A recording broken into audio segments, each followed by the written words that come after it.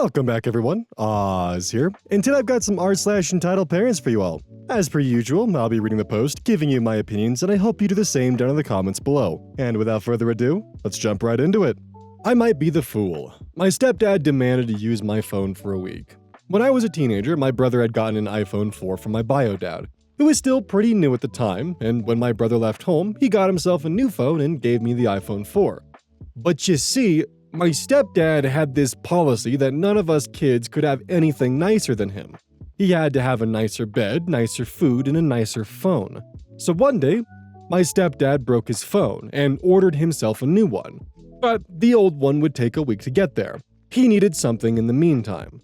So he went to the store, got a burner phone, took my phone, wiped it, and made me use the burner phone for that week. When I got it back, this was before iCloud was as good as it is now, all my app data, photos, and contacts were gone. And when I had the audacity to complain to him about it, he called me entitled and that it wasn't his problem. Whatever was on my phone was not as important as him having a better phone than me for a single week. Thankfully, it does sound like OP is now an adult and has gotten out of the situation, but it sounds like their stepfather couldn't even handle the concept of having something lesser than his children and had such a high insecurity for his own self-image that he had to go and take one of his stepchildren's phones, wipe it of all of its data, and then was shocked when he found out that his stepchild was upset that they were missing all of their data. Like, as a step-parent, if you do this, don't expect your children to have very comfy relationships with you into their adulthood, because they're probably going to remember this, and they're probably going to hold it over your head. They're probably going to remember the time of, oh hey, remember when you just couldn't bear to have a burner phone for a week because you broke yours, so you took mine, wiped every memory I ever had in that phone, and then called me entitled when I was upset about that. It's honestly even more egregious that this was a step-parent that did this and the mother did nothing to stop it. If this was the biological parents who did this, yeah, they would arguably have more grounds to do so, but it would still just be entirely unfair to the child. Like, this is just not an okay way to do this. Like, if you're gonna be in a position where you absolutely have to use your child's phone, at least at minimum do the courtesy of backing it up. It's not that hard to do it. Even then, during the iPhone 4, it wasn't that difficult to do that. My point being, by the way, not that it's okay to take the phone, it's that the stepfather really just did not give a shit when he did the factory reset because it was incredibly easy to back the phone up. You just plug it into a computer and iTunes literally does the rest for you. It was not that difficult.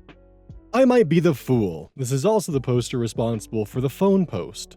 My parents made my sister and I do loads of manual labor during 2020 to pay them back because they gave us free room and board. It's taken me a while to confront how bad this situation really was. I've mulled over it so many times, and even now I still wonder if I might be the one in the wrong, but many people I've talked to about this have agreed that this was messed up for my parents to do. I'll try to keep it as brief as I can, but there is a lot of context. I was in university when lockdown started in 2020-21. My younger sister graduated during 2020, 18, and the youngest was in elementary school, 8. My older sister, 24, was engaged and still got married in the summer. I worked a job on campus to pay for university that I lost due to lockdown. Having no income, once my savings ran out, I was forced to move back home with my parents. My stepdad kept his job thanks to being moved to virtual, and my mom had just finished getting a graphic design degree. Thanks to all this, my parents suddenly had a lot more money, so they decided to move out of state. We were in Washington at the time, citing that they wanted to get away from all the liberals. Luckily for my stepdad, his job had asked them to move to Texas. My parents wanted to sell the house by the end of October, and they decided this in August. The house had about 10 years worth of neglected projects that they now wanted to do in 2 months. Less than. My older sister's wedding was in August. She kept it small and we followed the proper regulations, but that meant we couldn't start on the house until mid-August. My younger sister and I were working manual labor jobs to earn money for college. I worked on a farm as that was the only job I could get at the time, and my sister was a cleaner for some rich people in the area. My parents were fully aware of the jobs we had. No more than a week after my sister's wedding, projects on the house commenced. We had to fix up the backyard, repaint most of the inside and outside of the house, declutter, shampooed every carpet, and so much more. I would get up at 6 a.m., go to work, pull weeds out in the August and September sun until 4 p.m., then I was expected to come home and get straight to work on the house. No breaks. My younger sister was the same. We would work until 9 p.m. most days. Then our Saturdays from 9 a.m. to usually 8 p.m. We were working. And even on Sundays, we would come home from church and get straight to work until 8 p.m. We were working around the clock. I was not able to get as many hours as I needed to earn, even close to what I needed because of my parents' expectations. Luckily, my sister's job paid her really well, but I wasn't so lucky. After only 2 weeks, I needed something to change. I physically could not keep up with this workload. So I decided to talk to my parents about it. My younger sister joined me. We tried to explain how tired we were and how we just needed a break for a bit. But my mom would not hear it. All she heard was, "We're lazy and don't want to help." My mom turned into a raging monster, screaming at us, telling us she was doing so much, working her butt off every day, and we hardly lifted a finger. Meanwhile, I would come home from work covered in mud to her binging Supernatural, and could tell she'd watched many episodes that day because I was the one that introduced it to her after watching it myself, and she'd just be sitting on the couch doing nothing. Then she threatened to kick us out if we didn't help, knowing full well there was nowhere to go because of lockdown. After that, she stormed to her room and slammed the door. My stepdad heard the commotion and heard my mom's side of the story first, and came down and berated my sister and I for being lazy and ungrateful, and laid down the law. We had to keep up the amount of work we were doing or leave. But he was so gracious to give us a 30-minute break after coming home from our jobs. I think now is a great time to point out that the room they were so graciously letting me live in was the craft/study room. It was a communal room. Correction, I had a bed in this room. The rest of the room was not mine to use. I had zero privacy. I had to get changed in the bathroom most of the time because people would just walk in whenever. And I had half of a 3x5 foot closet and half of the communal coat closet to store my belongings. But they were being so generous for letting me live there. I owed them for anything they asked for. Yeah, needless to say, after another week of this grueling work, I had to make the decision to quit my job. My younger sister followed suit about a week or so later, and naturally, now that we had more free time, my parents swooped in and increased our workloads. Now it was 12-hour days aside from Sunday, where Sunday was 6-ish. Finally, in October, it was time to put the house on the market, and we could finally rest. The house sold for almost $100K more than the original estimate before the work we'd done, and less than a month later, we had to pack the whole house and clean it. So, for another month, we pulled 12-hour days sorting things and packing boxes. Once we finally moved out, my parents dropped my sister and I's stuff off in the college town on their way down to Texas, which my sister and I helped them drive the 2 cars, packed to the brim with stuff. In Texas, my parents rented a 2-bedroom Airbnb for 5 adults, 1 child, 2 cats, and 2 dogs. My brother and his dog came to stay with us for Christmas. While there, I finally sat down and confronted my financial situation. I had just enough to cover rent for a semester, but not tuition, thanks to having to quit early. I talked to my parents about this, and they told me, "Sounds like a you problem." So I ended up having to pull out loans to pay for the next few semesters until I got my job back. Meanwhile, my parents bought themselves new cars and new furniture for their new house off of the money we helped them earn. Yes, I could have stayed with them and gotten another job and just took a semester off, but they moved to a super rural area with no jobs near them, and they were toxic as crap. I would rather go into debt than live with them ever again. But on the bright side, I do believe in karma, or that God does his job in subtle ways, whichever you prefer. My stepdad got himself a better job for a year after, then got himself fired because he stole some monitors from a job site. It took him about 6 months to get a new job and had to take a pay cut. Now they're having to sell their new house again, without my sister and I's help. My youngest sister is pretty good at getting out of helping, so now they really do have to do everything themselves this time. Yay. And if they decide to ask you for help, just make sure you hit them with a nice and firm, "Aw, that sounds like a you problem," and then just continue living on with your life as normal. If they're gonna treat you like that, you can treat them like that right back. And by the way, because it sounds like your parents are pretty adversarial to you, the best revenge that you can get is just to simply live a happy and healthy life that they had no part in. If they ever ask you for help or try to take claim or responsibility for your success, put them in their place. Remind them of how they treated you. Make sure they're very aware of what they did and what they deserve.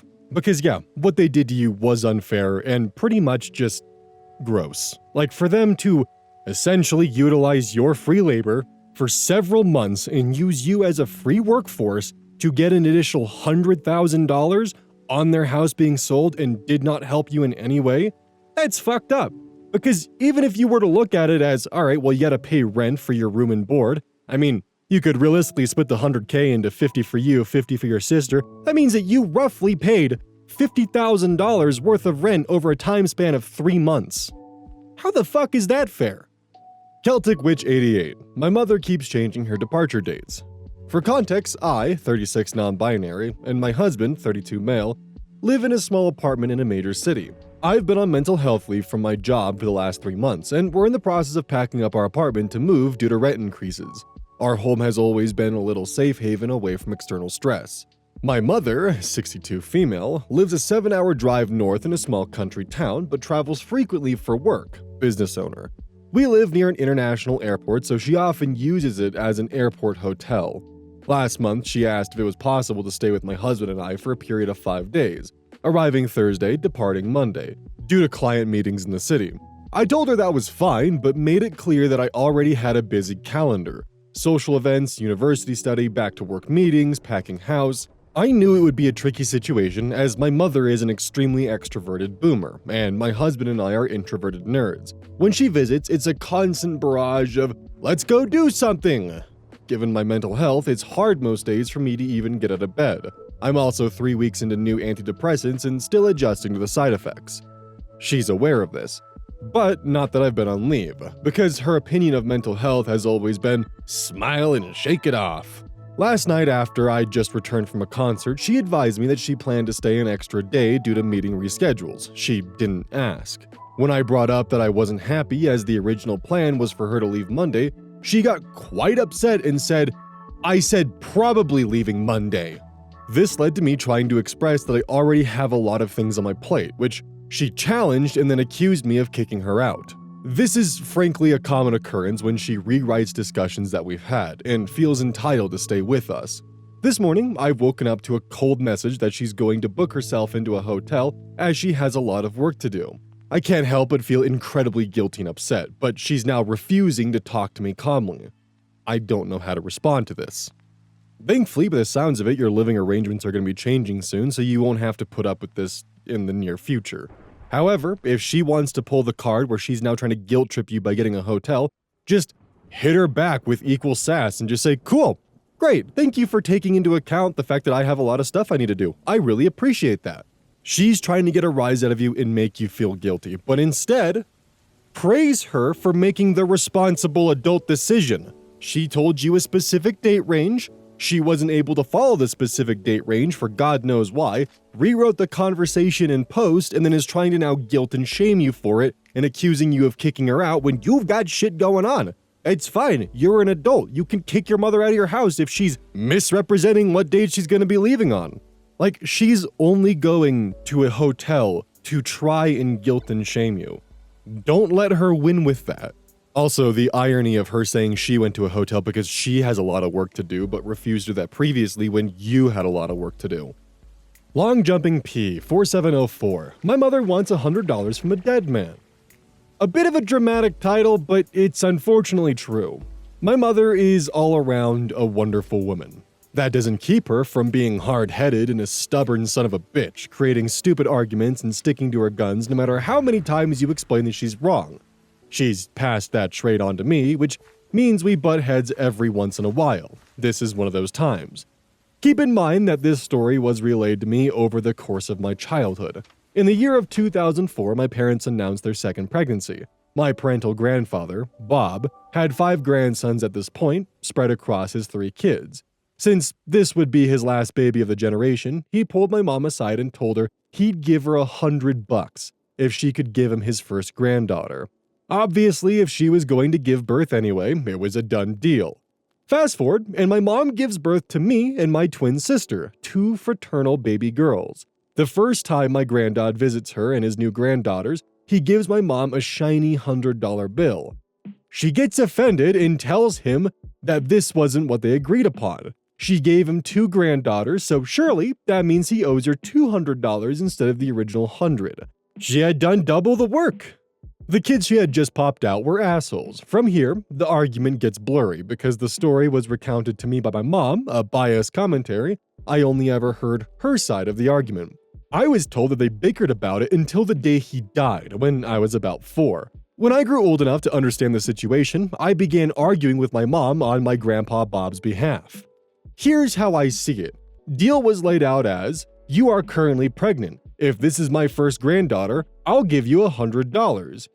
Her end of the deal was delivered when she delivered the first granddaughter, and his obligations were fulfilled when he, true to his word, gave her the $100 bill. It stops and starts at the first granddaughter. Regardless, my mom swears up and down to this day, nearly 20 years later, that her father-in-law stiffed her years ago, and she just cannot get over it. Every time I think I've argued her into the ground in front of others, and she agrees I'm right, the next time it comes up, she acts like the previous discussion never happened, and suddenly, the argument begins again. My current argument is that because I'm now a trans man, and he only truly ever had one granddaughter, my sister, my mom was still compensated the correct amount for the one girl she delivered. I think I win, LOL. I don't remember my granddad, but he seemed like a good guy, and I'm proud that he stuck it to my mom until she couldn't reach him anymore. I am happily carrying on his legacy of not letting my mom get away with dumb shit. I mean, the bet how OP described it makes more sense than the grandfather offering for every granddaughter you give me, I'll give you $100. Like, the bet actually being, if you give me my first granddaughter, I'll give you $100 makes far more sense than the other option.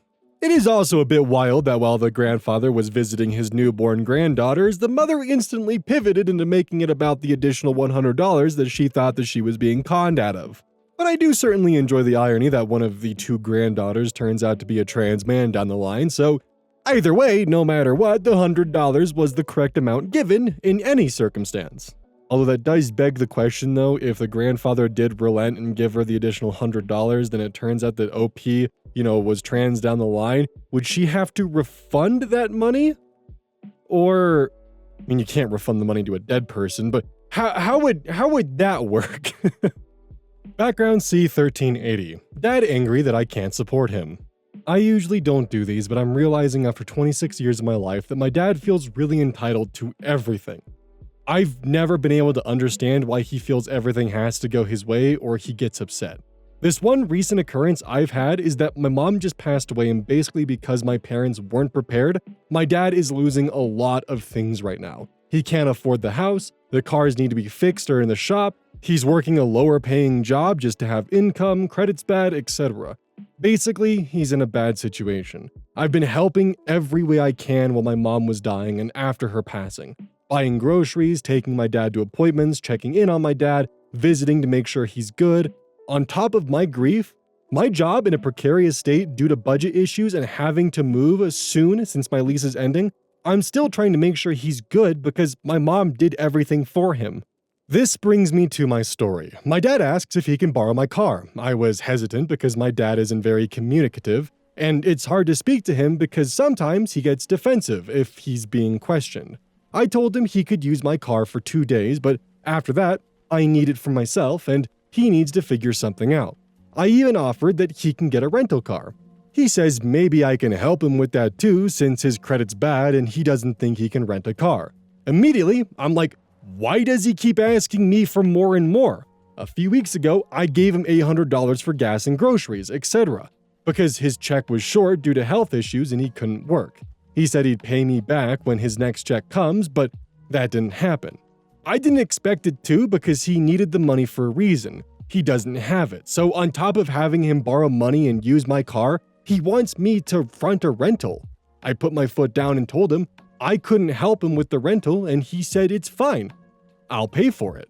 He gives me back my car and says I can take him to the rental place. I say yes, but I have a feeling he's gonna ask me to go in with him and somehow ask me to pay again.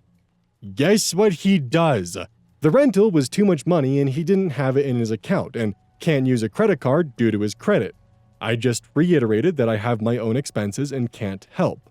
Long story short, we leave without a rental and he starts saying that I never help him. I immediately tell him how much I've helped him in the last few weeks and it's been a lot. Then he flips out and says that now, after everything he's done for me, now I can't help him with this one thing.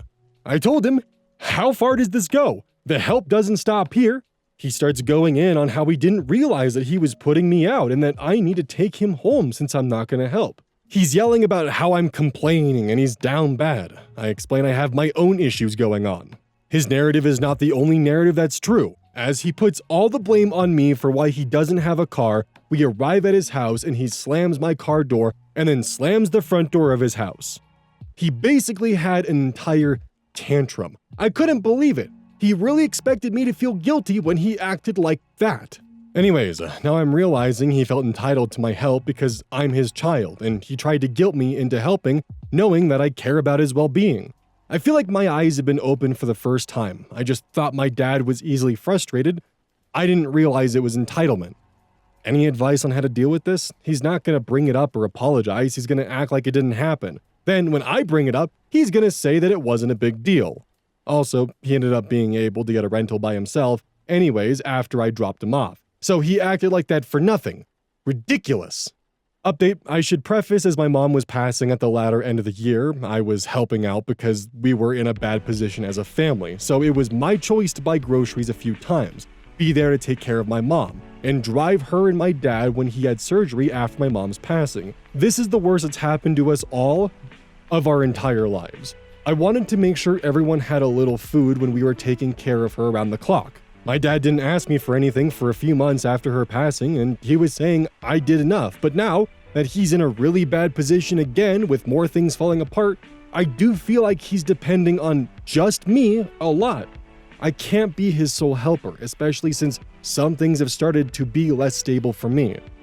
I actually have no idea how I would even handle this because it sounds like the father is reeling with a lot of grief as well and just doesn't know how to exist without his wife, so he's relying on the next person in his family, which just happens to be his son. And yeah, he definitely is very much entitled and has lived a life where a lot of other menial problems seem to be handled for him, but I don't know how I would approach this because this is a grown man having a temper tantrum because his son isn't in a financial position to help him with what he needs because his father is already in a pretty shitty financial situation. So I don't know how this would be handled. And I definitely understand the frustration of dealing with a parent who does some pretty head-ass shit, and then when they're actually confronted with their actions, they either downplay their actions or act like it wasn't that big of a deal, or even pretend like it just never happened. But when you make a mistake, oh, you bet your ass they're gonna bring it up every second they can. So it's just kind of a generally frustrating situation to be in, and if you have any advice or solutions to dealing with this kind of behavior, please, inform the class. Past relevant 1983. Parents won't let me, male 27, move out of the house.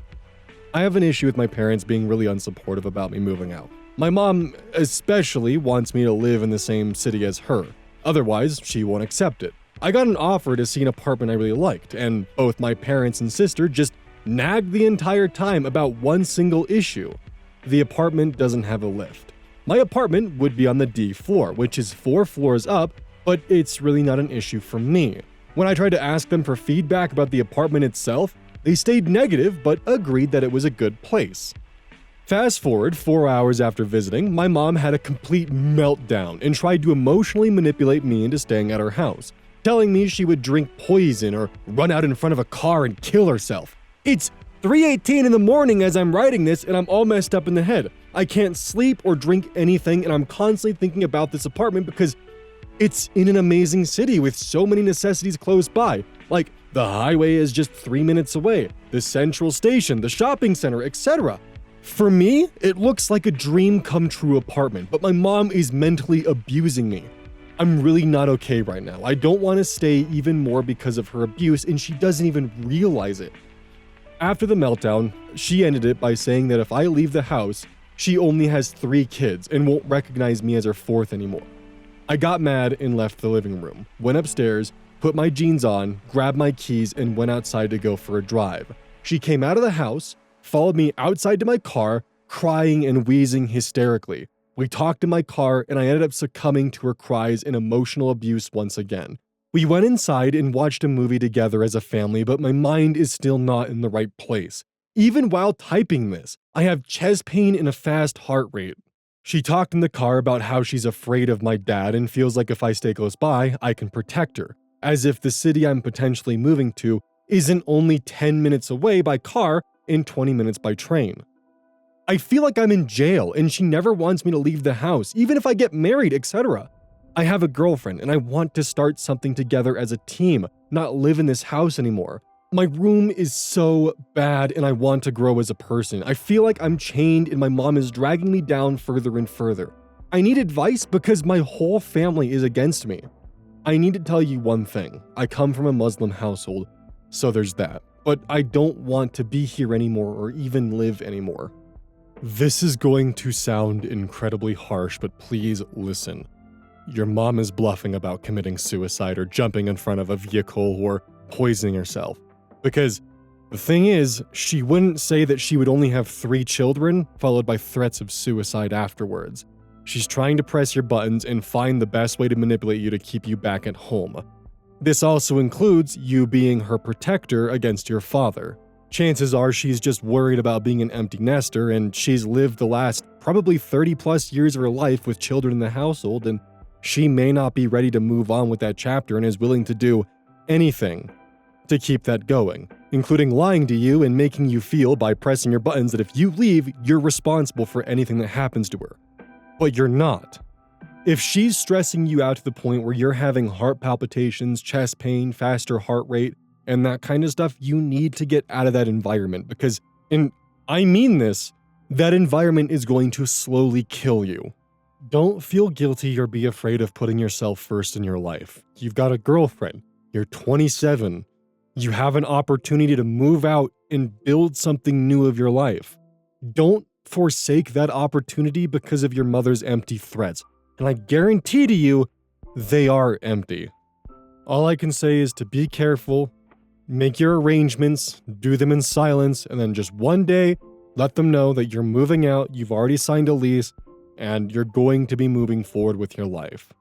But for you, the audience members, if you have any suggestions or ways they should handle this or approach this or go about this that is either different from what I've suggested or is just further information to add on, please don't be afraid to share because this sounds like an extremely complicated scenario, and honestly, the more opinions for them to weigh and juggle, the better. I know that my opinion on the mother's mental stability and what she's doing might seem to be heartless or even just wrong, but I get the sense that she is in fact using suicide as a manipulation tactic, and I've had that happen to me in my past, and it's something that really gets under my skin. And please, don't get me wrong, there's a massive difference between someone expressing suicidal ideation compared to what the mother is doing. They are night and day different, and I promise that. But just because of my past, I might have a bias on my end towards this, so please check me on that if that is the case.